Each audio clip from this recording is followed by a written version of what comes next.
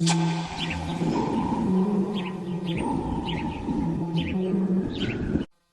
खूबसूरत सा जंगल में दो पक्षियां रहा करते थे, जिनका नाम राजा और रानी था।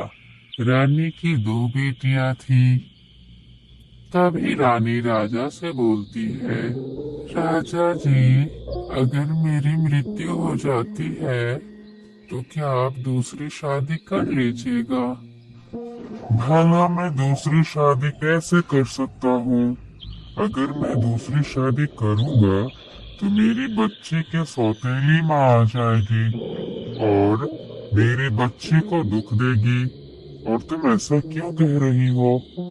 तभी रानी कुछ दिनों के बाद बीमार पड़ जाती है और बीमार की वजह से मौत हो जाती है।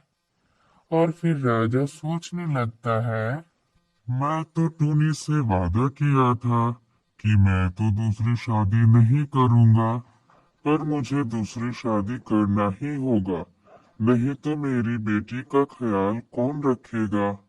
तभी राजा दूसरी शादी कर लेता है और अपनी पत्नी से बोलता है, देखो कबूतरी, मैं काम की तलाश में विदेश जा रहा हूँ। तुम मेरी दोनों बेटियों का अच्छे से ख्याल रखना, उन्हें किसी भी तरह से दुख तकलीफ मत देना। ठीक है जी, आप टेंशन क्यों ले रहे हैं? अब से ये मेरी भी बेटी है। आप जाइए काम करने।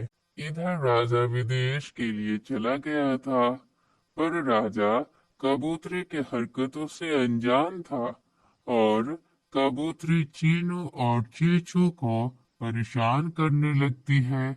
घर का सारा काम और जंगलों से लकड़ियां लाने को कहती है। भूख से बुरा हाल रहता था।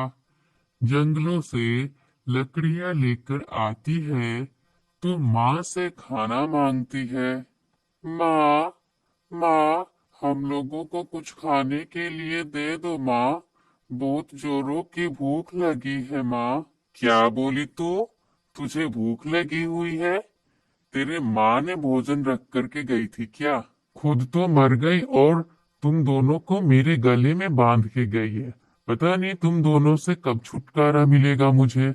इधर दोनों भूख से ही सो जाते हैं।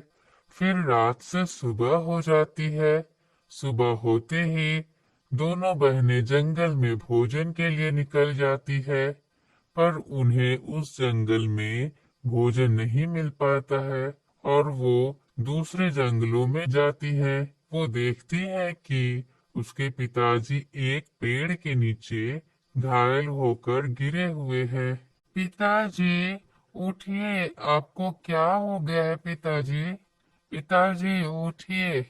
दोनों बहनें बहुत ही बार उठाने के बाद वो होश में आ जाते हैं और बोलते हैं, बेटा तुम दोनों यहाँ कैसे आए हो और यहाँ क्या कर रही हो?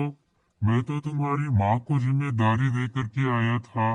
पिताजी, जब आप हम दोनों बहनों को माँ के पास छोड़कर गए थे तो माँ हम लोगों को बहुत सताती थी और भोजन हम लोगों से ही मंगवाती थी। चीनू और चीचू राजा को सब सच्चाई बता देती है। राजा दोनों बेटियों को लेकर अपने घर पर पहुंच जाते हैं।